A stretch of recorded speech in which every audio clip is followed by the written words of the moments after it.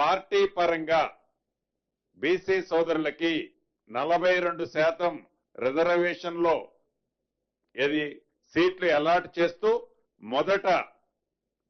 గ్రామ పంచాయతీ ఎన్నికలు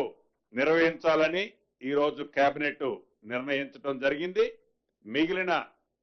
ఎంపీటీసీలు, జెడ్పీటీసీలు, అదే రకంగా మున్సిపల్ కార్పొరేషన్లు అన్నీ కూడా కోర్టులో ఒక కంక్లూజన్ వచ్చిన తర్వాతనే వాటిని నిర్ణయం తీసుకోవాలని కూడా ఈరోజు రాష్ట్ర కేబినెట్ లో సుదీర్ఘంగా చర్చించిన తర్వాత రాష్ట్రానికి కేంద్రం నుంచి రావాల్సిన సుమారు 3,000 కోట్లు గడిచిన 2 సంవత్సరాల నుంచి ఏవైతే ఉన్నాయో అవి కూడా యాజ్ పర్ నామ్స్ ప్రకారం మార్చితో